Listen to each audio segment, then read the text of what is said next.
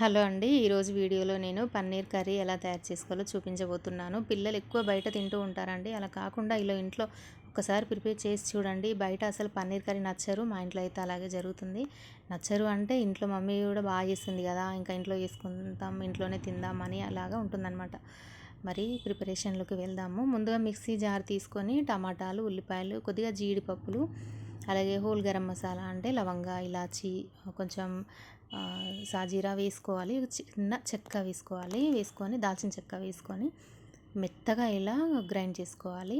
మంచిగా స్మూత్గా పేస్ట్ లాగా అయిపోవాలన్నమాట. ఇంకా దీన్ని ఒక గిన్నెలోకి మనం జల్లించుకోవాలి. ఇలా స్ట్రైనర్ పెట్టుకొని చక్కగా స్ట్రెయిన్ చేసుకోవాలి. స్ట్రైనర్ ఎందుకు అంటే ఏమన్నా గరుకుగా ఉన్నా కూడా కర్రీ తినేటప్పుడు మనకి అంతగా మంచిగా అనిపించదనమాట. మనకి రెస్టారెంట్లో కూడా చూడండి చాలా సాఫ్ట్గా ఉంటుంది కర్రీ. పన్నీర్ కర్రీ చాలా స్మూత్గా, అసలు ఎలాంటి నలత అన్నది కూడా ఏమీ రాదనమాట. అంత సాఫ్ట్గా ఉంటుంది.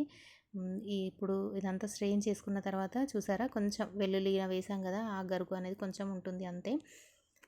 నెక్స్ట్ స్టవ్ పైన కళాయి పెట్టుకొని వేడైన తర్వాత ఒక 2 పావుల వరకు నూనె వేసి కొద్దిగా మాత్రమే ఉప్పు, పసుపు, కారం వేసుకోవాలి. ఇప్పుడు పన్నీర్ ముక్కలు వేసుకోవాలి. పన్నీర్ వేయించుకోవాలన్నమాట. కొంచెం ఫ్రై చేసుకోవాలి. ఈ పన్నీర్కి మసాలా పట్టడం కోసం కొద్దిగా ఉప్పు, కారం మనం వేసాం అంతే. కొంచెం పసుపు వేసాము.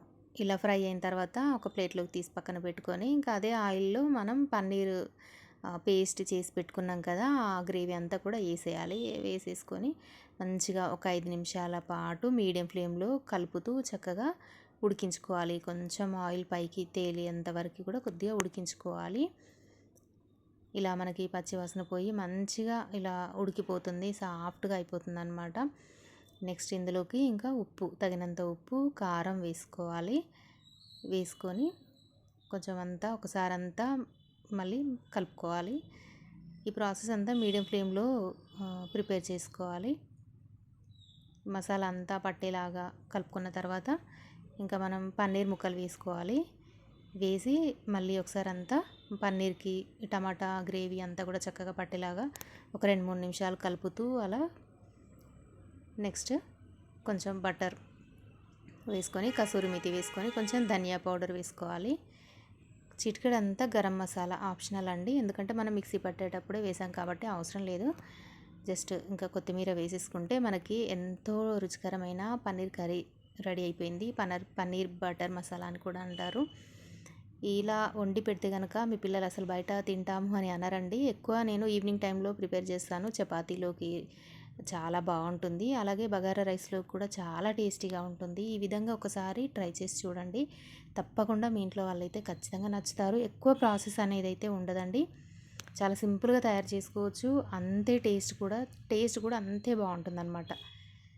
మరి మీకు ఈ వీడియో నచ్చితే లైక్ చేసి సబ్స్క్రైబ్ చేయండి.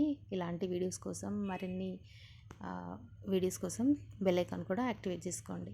Thanks for watching.